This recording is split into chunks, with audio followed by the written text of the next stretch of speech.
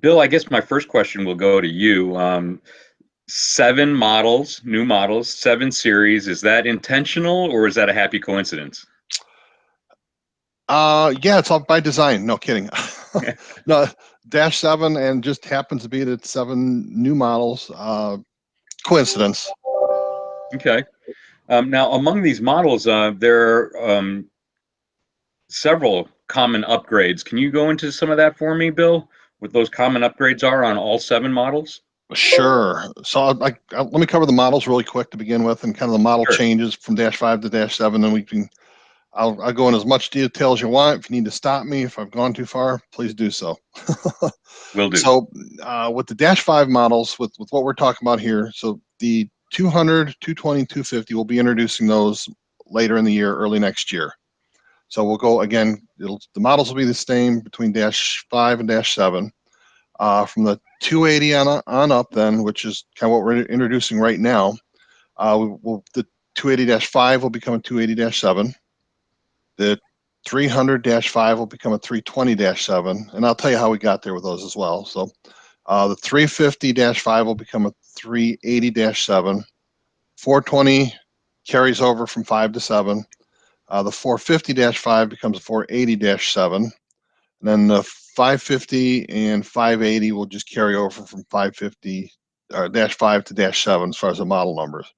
So I'll have the 280, 320, 380, 420, 480, 550, and 580. So those are the models. And then as far as kind of taking a look at, I mean, you want to start talking about the changes or? Yes, please. That'd be great. Okay. So at first appearance, when you look at a Dash 5 versus Dash 7 model, you kind of step back, take a look at it. The aesthetics, the appearance on the machine, the styling, completely renewed design on it. So very sleek, modern looking, new color schemes, logos, and so forth. Looks really good. But then at the end of the day, it can look good, but it's got to perform as well. Right. So when we start getting underneath these things, we've kind of kept the best and then upgraded as well. So as far as the engine, drivetrain, so it would be the engine, transmission, and axles, we did not change there. As far as engines, we stay with either a Doosan engine or a Scania engine, depending on the model there. And then it's with the transmission and axles, we stayed with the ZF. So it's been a proven transmission and powertrain for us. So there was no point in changing that. There were a couple upgrades there as far as the axles go. So for instance, when we have the 320-5 upgraded to the 320-7, so our numbering system, like 320, is relevant to the bucket capacity. So it'd be 3.2 cubic meters on that machine. So to get the increased capacity, we increase the axle sizes under the machine to get there. So that's kind of taking a look at that part of it. And then once you jump up into the cab on this machine, that's where the real big changes are very, very, very evident. Excuse me. So I guess starting out with the cab itself, we've increased the operator room on it. And to get there, so the air conditioning, the whole HVAC system used to be located behind the driver's seat. It's now been moved over to the right-hand console or right-hand side of the machine. So there's more room behind the seat. So they were able to move the seat back as well as adding additional storage. With that, they were able to move the steering column a little bit forward. So the operator has more room. Larger operators like myself, we can move around that machine quite easily. So that's part of it. And then if you start looking at the view out the machine, which it's paramount to be able to see what you're doing, where you are, stay safe, make sure you can see all around you. The cab glass now comes all the way down to the floor for the windshield, with the exception of right in the middle where the steering wheel is, obviously.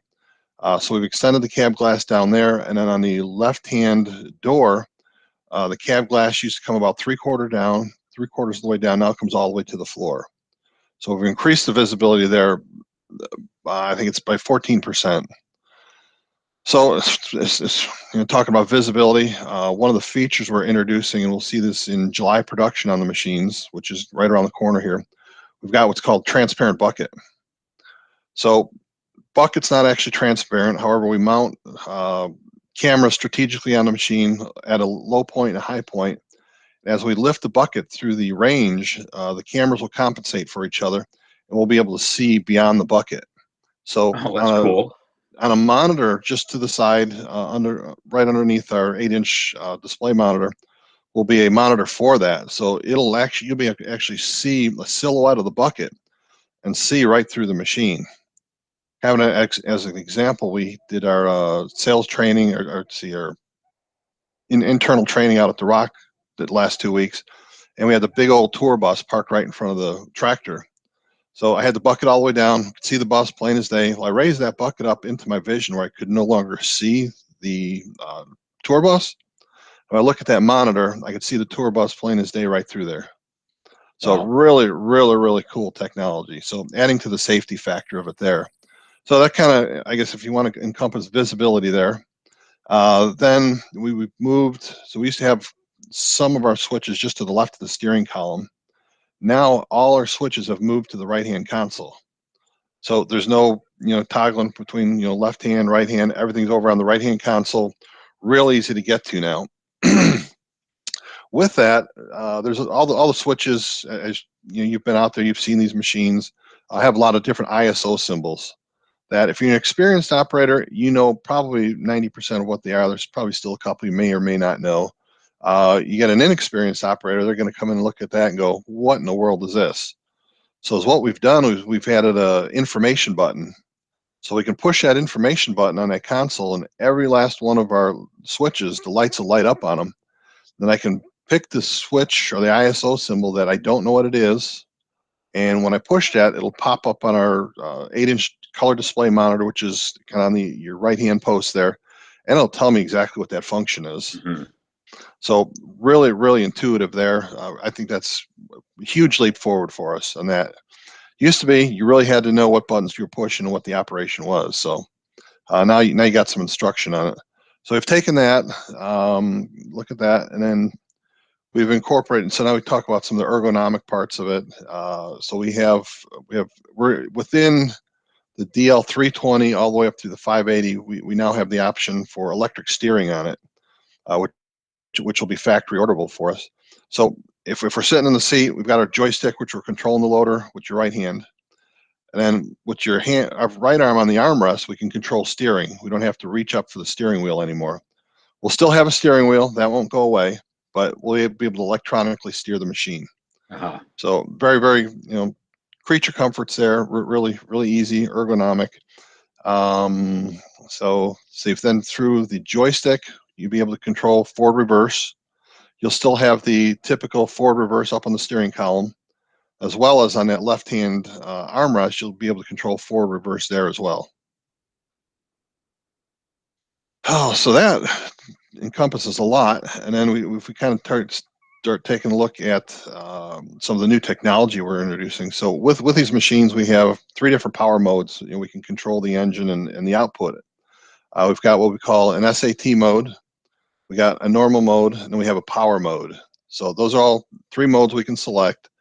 And then when we select that SAT mode, which is situational awareness technology, as the operator's operating that machine, getting his job done, the different controllers on the machine are monitoring the operation, engine output, tractive force, a lot of different parameters are being measured. And at the end of not the end of the day, but as he's operating, the machine's going to look at the operation and say, all right, we're in a really light load type situation. I don't need full power on the engine. So it's going to automatically regulate power output and so forth to conserve fuel. So taking that one, that's one of them. And then we've also incorporated what we're calling Doosan Smart Guidance System. So through our color display over on the right-hand side there, we can get in, we can activate this system. And basically what it is it'll give the operator a report card on how well he's operating the machine. So, we've all gone to school, we study, we take our tests, and at the end of the day, the teacher gives us a grade. Well, what's going to happen here is the machine's going to give us a grade on how we're operating the machine. So they can go into the menu. It'll say, we're braking too hard, we're accelerating too hard, just different parameters to look at. and it'll give suggestions on how to improve your performance. And those suggestions are based on, all the inputs that the different controllers are getting. So that's kind of a behind the scenes thing that's happening where the operator can go into that panel and take a look at it. Part of that, though, he can activate real-time guidance. So is what it'll do up on that screen, if it's got suggestions on how he can change his operations, it'll pop up there, and he can recognize it, push the button, it'll go away. So as he's operating that machine, it'll give guidance on how to better operate the machine. Oh, so one of the other things we've done is we have a Doosan integrated weighing system now, which with that color screen over there, we have the option to split the screens now. It's not just, hey, this is one screen, it'll look at the rear view camera. I can split the screens, let's say between our weighing system now and rear view camera or instrumentation, however I want to set it up. So with that weighing system, I can set a target. So let's say a truck pulls into the yard and I need to load 100 tons on it. I go into a pile, I pick up a scoop, and let's say I got 12 tons in the bucket. I'm gonna go over, I'm gonna dump that in the truck, hit my count button, it'll say, okay, you've now put 12 tons in the truck, you've got X amount left to load. So it'll tell you how much you've loaded, how much you need to load, and it'll let you know when you're at your target. So there's no more trucks going onto the road. We either gave them too much, gave them too little. We don't have to worry about DOT and the scales and so forth and going up. We got to find and all that fun stuff. With that, a couple years back, we also partnered with LoadRight, Trimble, their scale systems. We will continue to offer those as well. So, let's see. We talked about, let's say, some of the increased capacity we talked about, the weighing systems, transparent bucket. Looks like I covered a lot of it. Yeah. A quick question about bucket capacities. If you could go a little bit more into the upgrades that were made there, Bill. Okay, so for instance, we went from a 300 to 320, and I mentioned that to get there, we increased the axle capacity on it to be able to get that. So with that, then we were introducing increased bucket sizes as well. So it's a pretty simple formula, as far as getting the capacity, we put bigger axles under it. So. Right. Also, with all this new technology, when you make these upgrades to the iron, do you also have to make some adjustments to the Doosan Connect systems? As far as adjustments there, or is it pretty seamless? It's pretty seamless. And again, I'm not the expert on telematics. I know it pretty well, but we've gone to a 2.0 to a 3.0 now. Just kind of some of the software, but it still remains pretty much the same as it was. And if you want, we can go into some detail on telematics as well. Yeah, if you could. Okay, sure. Yeah. So I guess from let's say the dealer standpoint on it, we'll look at it from their point of view. So they have the ability to monitor all the machines that they've sold or anything that's on their lot. They can go in, say Joe has a machine, and they can look at his machine. They can look at the utilization rates, performance on it, fuel usage. They can also go in and take a look at all the filters and disposable items that will need to be replaced. Take a fuel filter after so many hours, it needs to be replaced, oil filters. They can go in and look at how many hours are on those filters and reach out to the customer and say, hey, you're due for oil changes, filter changes. They can be proactive and get out there. So they can monitor that machine. As well as, let's say that machine has not been sold yet, it's sitting on a dealer's lot. They can put what we call a geofence around their lot. And if that machine leaves the lot, security purposes here, the owner or the dealer can be notified, hey, this machine just left the lot. They can get a notification there. Right. Customer can do the same thing. If it's on a job site, they can put a geofence around it. And, if they have, somebody that's come in and said, hey, you know what, I'm going to, take this for a couple hours and use it somewhere else, they can get notified that, hey, the machine just left your job site. So a lot of stuff like that, just being able to monitor the health of the machines and doing it remotely. Okay, great. Aaron, I got a question for you. In developing the Series 7, was this a lot of Doosan engineers or input from operators in the field, or was it a combination of both? Well, Arturo, it's always a combination of both. Over the last number of years, through all of our interaction with customers, they tell us about how they could use our equipment more efficiently, or they wish they could do something differently with equipment in general. And we take all of that feedback. We visit with our R&D teams about that. The engineers take that input and come up with the great concepts like the Doosan Smart Guidance System. Because one of the things we've heard from owners as well as fleet managers and even operators is that they want to be more efficient and more productive with their equipment. And so a system like that really is based on feedback from a customer raising his hand and saying, I wish my operators could just be a little more efficient, and I need help with training. How do I help train operators? Well, we as an organization can't sit in front of every group and physically train them, but we can design things into our equipment that can help them be more efficient.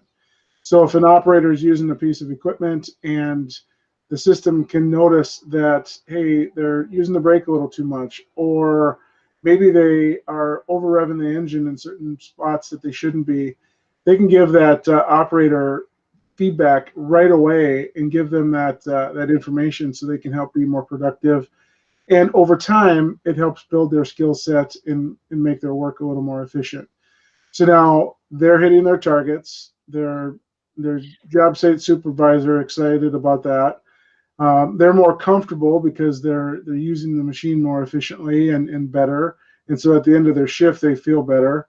And at the end of the day, the business is doing great because production and efficiency is up. So a lot of those little things go into kind of that overall request from customers. And something really small like, I wish my operators were more efficient, really turns into something really unique in a piece of equipment with that real-time feedback. Right. And so far, what have been the critiques on your Series 7 equipment, your Series 7 wheel loaders from the operators or contractors that you've been able to test them on? Bill, I'll let you take that one. Okay. Well, so far, as far as machines out in the field, we really don't have any feedback off that as they're just starting now to arrive to dealers. Right. But last couple of weeks, we had our service manager training and sales managers training out at the Rock, and it was overwhelming. It was very positive. So I've been around the industry a long time, a lot of different equipment, and we get different feedback, but it was very, very minimal things like, well, there's something about the cab roof on it.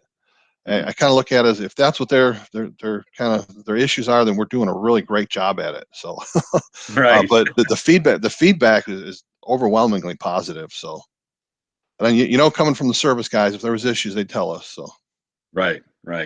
Now, I'm assuming the 7 Series will be one of the centerpieces at World of Concrete coming up. Yep. It'll be front and center. What do you guys plan? Any big plans for that rollout? Go ahead, Aaron. So at World of Concrete, we'll have a new -7 Series wheel loader at the booth, the DL380-7. So it's one of our machines that have that capacity upgrade. It's kind of right in that middle of a lineup, so we can, hopefully hit the market with those looking at bigger machines as well as some of the smaller machines. And we're excited to have that machine at the booth in Las Vegas in June, making our final preparations for that.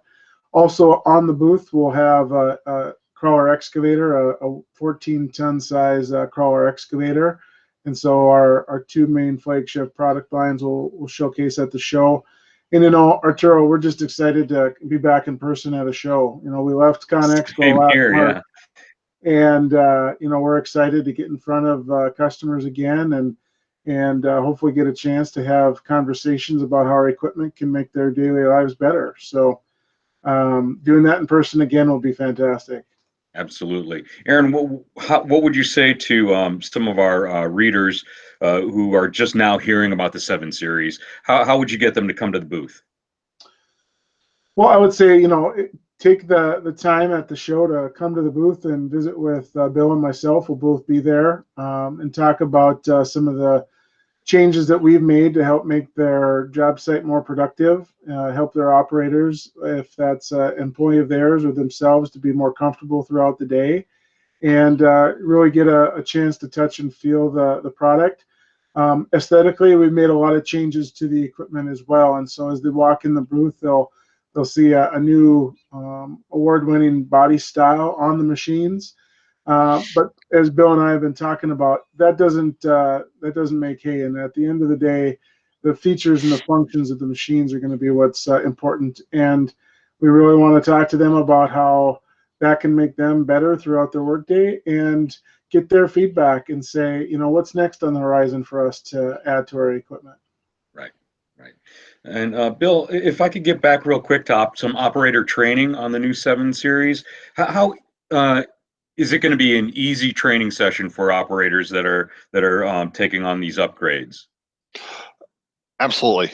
So again, the controls on this, the user's menu up in that color monitor and all that, very intuitive. You can just kind of start scrolling through it. Really, really, really easy to understand. As well as, the button ISO symbols, they haven't changed. We just kind of relocated them over to the side. So I can probably put a brand new operator, well, as an example, when we did our training 2 weeks ago, we had some people from the office here, and some of the people had never operated one in their lives. Within 5-10 minutes, I had them out there, scooping up dirt and moving it around. So it's really, really simple. When you start wanting to get into some of the intricacies of the machine and understanding it, that's going to take a little bit longer. But as far as just jumping in it and going, it's very intuitive, really easy to do. Okay. And what about for the supervisors that are monitoring their operators and keeping track of their productivity and efficiency? Is it pretty or just as simple as learning how to operate the machine, learning how to evaluate all that data? Yeah. Yeah. So so if the owner wants to go into the machine, take a look at the productivity itself, they would have to physically go into that monitor.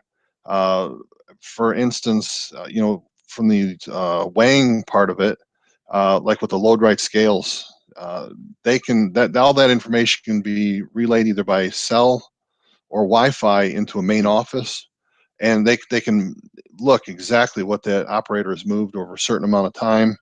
And then, say if you have operator A, he's moved 500 ton of material that day, and operator B only moved 3. Through that, they can coordinate with telematics and kind of look at the utilization rate on the machine. That, operator A was, he was at full utilization at 90% of the time, where operator B was only at, let's say, 50% utilization, Right. high total utilization. They can see, well, how hard does he work that machine? Then they can combine that and look at productivity and go, well, operator B is either slacking off or just he does not know how to operate the machine. We can do some training there. So Right. just kind of taking a look at the different tools and bringing them together, it can be very, very powerful tool for a owner. Mm-hmm. Excellent. And Aaron, Doosan has had a number of these kinds of rollouts with new models. How would you compare this to some of the past big announcements or big debuts? Well, I'll tell you what, we're really excited about this particular Dash 7 release. It's the first of the Dash 7 next-gen product releases in North America that we're going to be seeing over the next, now up to next 18 months, including the rest of our wheel loader line later this fall, as well as our entire excavator product line as well. And one of the big things that's a little unique about this is that over the last handful of years, a lot of our releases and rollouts have been tied together with emissions standard update. Right. And as we updated the machines to comply with those emission regulations, we always built in new features and widgets that made the machine more productive or efficient. But this is really a true next-gen lineup. It's the new body style, new functions, new features, that's really rolled out into a series change like this for us. So we're really excited about today and the next few months as we roll out the rest of these improved products to our dealers and in turn get them on customer job sites. So It's a fun time right now, and again, getting back in person with people and getting the chance to show them, that'll be the fun part. Excellent. And also, I think earlier on, Bill, you mentioned some 5 other new models coming out in 2022. Can you talk just briefly about that? Sure. So it's kind of a split launch. So right now we're the 280 and up, and at the end of this year we'll start to see our pilot units. It'll be the DL 200, dash 7s obviously 200, 250. It's 200, 220, and 250. So not a lot of information on those yet. We'll just kind of carry through with the same model numbers.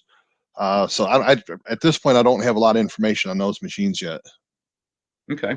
Now, I know we're coming towards the end of our time. Is there anything that any major pieces that I've missed here at all, you guys? Have I covered most of it? And, is there anything that I should mention?